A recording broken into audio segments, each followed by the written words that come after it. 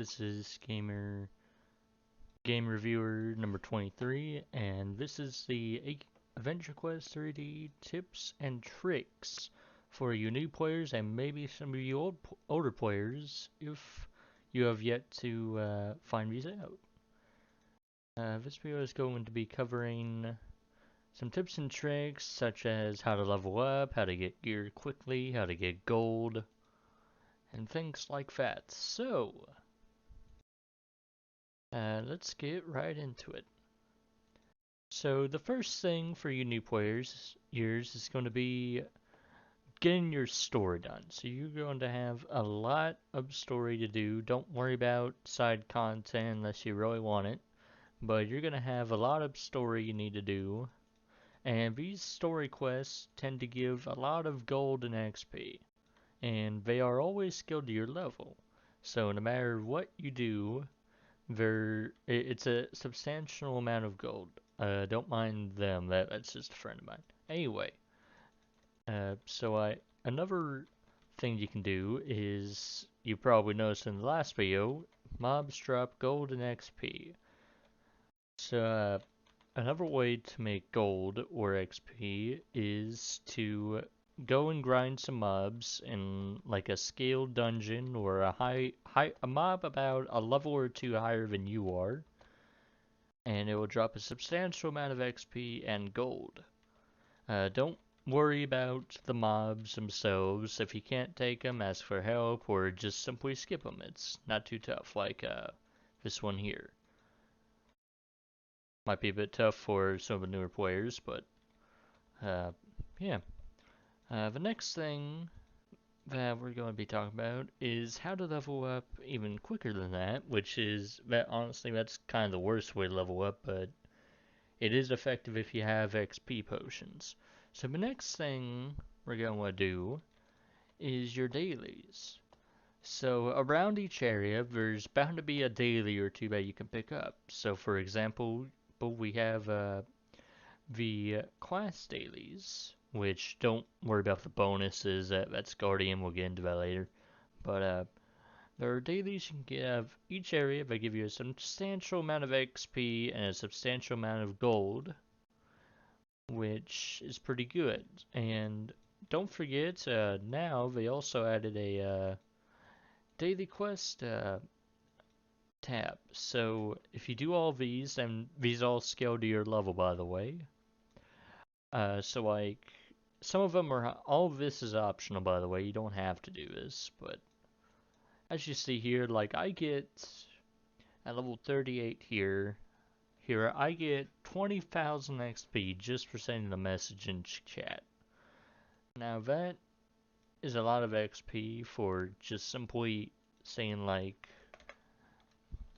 something random like maybe hello, how is everyone? You know, something similar to that, and then boom, you got it done. And there's your XP. Now it is something weakened. I don't know, but we can increase the XP. So really I got 30k, but yeah. As you see here, some of the more timely ones, like the PvP matches and the catching fish, give a bit more gold than others. So like killing 2 enemies of a different class will give you 410 gold. That's a pretty low amount, but for something as minimal as that, that's a pretty good amount of gold. And you can do all of these. So like kill boss near level, boom, 630 gold, 40,000 XP. That's crazy. So another way you can get XP is you can actually get XP from areas like, oh right, you can also get XP from some of the vendors. So for example, if we go to Darkhurst here, which by the way, as always, spoiler alerts, I should have said that earlier, but yeah. There's a lot of vendors in different areas that you can go to, and they have quests that you can do for ranks. So like all this you can get for ranks. Like I still have 1, 2, 3, 4, 5, 6 ranks to go.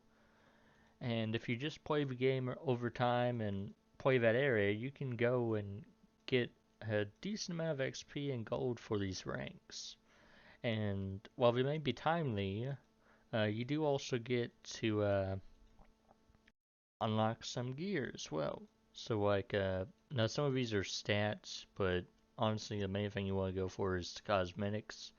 Like take this belt for example, like that looks pretty cool. I get a sword attached to my hip there with a little guard on the side. That's nice. But yeah, that's another way to make gold. I think the third way to make gold is, well, currently it's going to Nogav and doing quests, but another thing you can do if you really want to is you can go to any dungeon, but I personally would prefer the Heartwood dungeon, and you can actually go in, say an AoE class or any class you want really. It's a pretty win-win for XP and gold, and class XP as well, but you'll find a lot of players doing this. You can go in, you can go and enter a scale dungeon, and there's a lot of enemies you can go and kill there near your level. So for example, this enemy here, which is level 38, 502 XP out of that. That and about, well, I didn't read the gold on it, but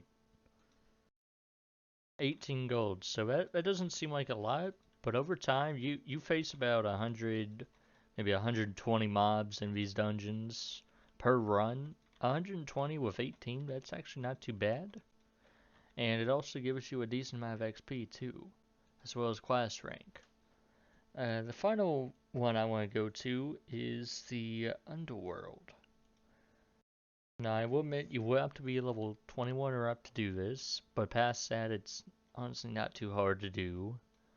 But what you can do here is there's always going to be random mobs spawning, and you'll find people farming this area for other reasons. But the main reason is pretty much for rare items as well as the repeatables here. So the repeatables give a lot of gold and a lot of XP, and all you gotta do is just grab all of these, and there'll be a random amount of bosses that'll spawn here, like the Tarantula here is one of them, and you just go around and sit here for about an hour or two and just kill all the enemies, and then if you're around level 21 too, these actually give a decent amount of stuff. So like there, I got my blade turned in, and boom, for slaying 20 Tarantulas and Risen Dracus, we gained 12,000 gold and 6,000 XP. It's not too bad, honestly, and keep in mind, there are some that are higher than others. So like we have Legion Reaver in here, which is only 4,900. We have gloves that are only 4,900. But if you go to the higher things like the Reavers, we get about 12k, a little over that. If you go to the armor, you get 24,000. Then, 4,900. It's pretty, it's a decent amount of gold. It's a very decent amount. And don't worry. And another tip for you guys: do not ever buy the resources with Dragon Crystals, which is your premium currency. Never do that because a lot of the mobs in the areas that you find these in will actually drop it. So like if I were to head out here and try and get me a couple mobs to kill. So like let's go around, just kill a couple mobs, see if we get anything. See right there, we got an essence right there. And it costed, and another essence right there. And it costed us, I think it was 2 DC each, just for one essence. But we just got 2 of them from killing 2 enemies. You can also, like I said earlier, there's a lot of daily quests you can do. There's a lot of them actually give resources, so like 175 essence and Underworld Flame just for defeating one of the all of the mini bosses in this area. Don't worry about that. Uh, you can use these to craft, which is the main purpose of them. But another thing urge you to consider is hanging on to the consumables, like the slice of dark cake here. These consumables, which you can actually get in the treasure chests, hang on to those because they will increase your stats by a certain amount. So, for example, I don't know if I have any on me. Here we go. The Cena Bun. It gives me 5% more attack and 5% more armor. So here's what my attack and armor is right now. And do keep in mind, I don't have the highest gear currently, but I am working towards it. I have 4,400 attack and almost 4,400 armor. If I go and use this, wherever I put this, you know, I'm just going to put this on here. If I go and use this, now I have 4,600 attack and 4,600 armor. So always keep a decent amount on you. It will help you out later. And there you go, another daily quest you can turn in. Use the consumable. See, like all that XP just because I used the consumable. That's a good amount. But yeah, those are my ways of knowing how to make gold. Another way you can make gold, like I said earlier, you can go to the new Nolgath saga, and you can always go to the monastery. Just head on in. I don't know which one I just clicked. We're gonna find out. Okay, good. We clicked the monastery. Or I'm sorry, not the monastery. Don't listen to me. We gotta go to the wasteland. So we're gonna go to Skeleton Cave, turn around and go right in. Now the NPCs we're looking for here are Bamboozle, Crag, and Skew. So these guys have their own quests, or at least Bamboozle does. Don't worry about that if you want to make some extra XP or gold. The main ones you want are the repeatables. So like with Fiendzard, we get 5,000 gold and 16,000 XP for 50 Fiendzard slain. Catacombs, you get 23,000 and 44,000 just for trying to kill a couple of the storied fiends. And you can kind of do this with all of them, to be honest. 6,300, you get 5,000. But the main, and another thing, always hang on to the items because you're always going to be using them for crafting areas later. So the next one, which I highly urge doing, if you are on that level, I do not know if you have access to this in lower levels or not, but I do know it's scaled, so you may or may not have access to it. But you do need to complete the story to do so.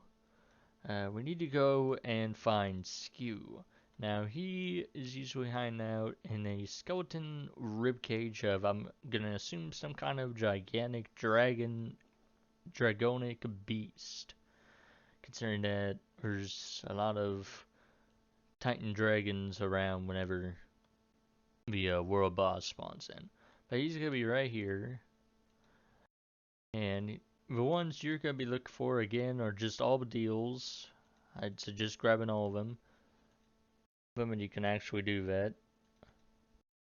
That you get a lot of XP and gold for these quests. And if you get enough of the items, you can actually give this quest, which do keep in mind, this is a repeatable quest. If you put the time and effort into this, you can actually get yourself 262,000 gold and 350,000 XP just for doing this. Now, do keep in mind, these quests are not to be taken lightly. These quests are probably one of the most grindiest quests there are, but if you're good at it and you have a team to do so, this is your way to get gold and XP. Just do all of these quests, keep all of the items, and just keep doing it over and over and over. You will get a substantial amount of gold. Now, I know a lot of people have like 16 million gold, maybe even more. I'm not like that because I don't have much time, but this gold is a very important value in this game. because a lot of the crafting recipes require gold. For example, here we'll go to Sand Sea, which is a area level 35 is recommended, which you'll run into later. Which again, it does have a lot of repeatable quests and a lot of things. Don't okay, that's a bad example. Uh, but people back there, the bird vendor and all that, they have daily quests that you can go and do and repeatables and all that. We need to go to the Valley of the Undying King. And I'm sure all of you veteran players there know exactly where I'm about to go. But yes, gold is a very important thing in this game, especially for later areas, I'd imagine. And you're about to understand why. Now, again, these are all spoilers, so I have already done the story though. I wish I could relive the story, but I can't. But so like you got a lot of quests here. Again, gives you a decent amount of XP and gold for each of them. Like 1500, 18,000. But if you look up the crafting here, 200,000 gold just to craft one of these items. And all of these items cost about 100,000 to 200,000 gold. Like just converting these, which to be honest, you'll never really get these. The V's, you need 1,000 gold for that. And it is a lot of gold. That's about 700, 800,000, including the weapons, probably a million gold that you need to make these. But the point is, gold is very, very needed. Some other tips and tricks I have found is, as you saw in the last video, enemies now drop health potions, so do not buy them anymore. Do not buy them from the potion shop unless you're lazy like I am because they are actually quite costly. So like 1,800 gold, I would spend about 3,600 to 4,000 gold trying to get a stack of them. But yeah, enemies can drop these now, so always farm them. Never way if you're a mage or any character really that uses magic potions or mana potions. I would highly recommend farming the Dreadful Labyrinth. Just go after the Labyrinth chests. There's 4 of them in this area that spawn randomly, and they each have a chance to give, or are guaranteed to give, fancy mana and health potions. Now, do keep in mind there are a lot of traps here. You'll see spikes and whatnot popping up. You have a lot of enemies to deal with, but you can get by them rather easily. Another thing that you can find here is the Mildas's Curse, which is a very, very low drop rated item from these chests. I cannot find one of these. Hold on.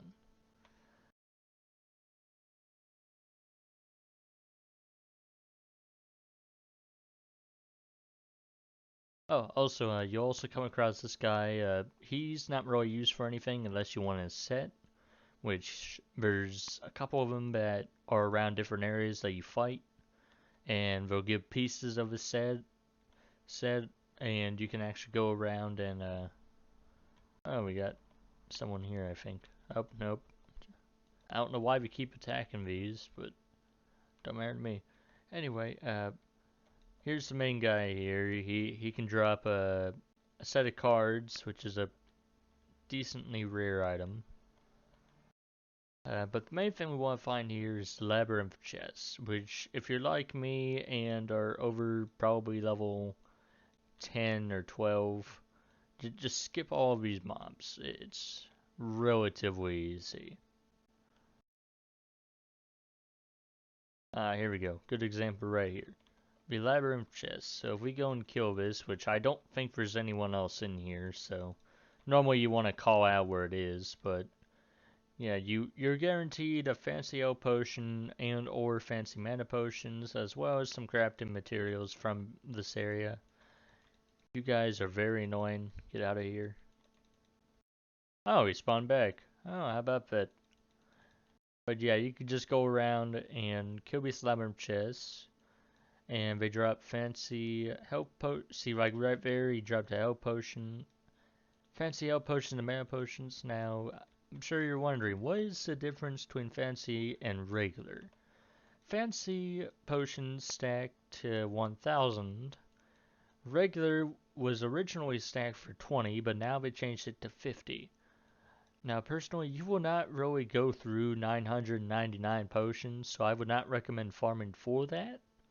But I would recommend, if you're farming for mana potions, to go ahead and farm for those too, because it would be handy to have.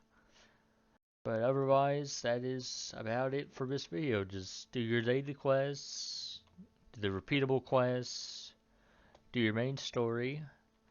Do not spend DC on any of the crafting items or any of that. The only DC I would recommend spending for is Guardian. Actually, I don't think you spend DC on Guardian, do you? No, it's money. Uh, I would recommend getting Guardian because you get 30 more inventory spaces, more bank slots. You get special quests and Guardian gear and weapons. You get a whole new class. And then the Dragon Guardian allows you to get soon to come items that might be for like hey, what if you buy this, we'll give you this, and you automatically get it since you bought that pack. But yes, that is my tips and tricks. If you really want a more in-depth version or someone that can explain it better than I do, because I know I explain things terribly, I'm going to go ahead and link his channel in the description. His name is Gold Raven. And if you're into AQ3D, or if you really want to know what's going on, go to his channel. I'm sure you'll find a lot of things there that I do not have. After all, it's just a review channel. I just go out, play games, review them, and give my thoughts and tips on them.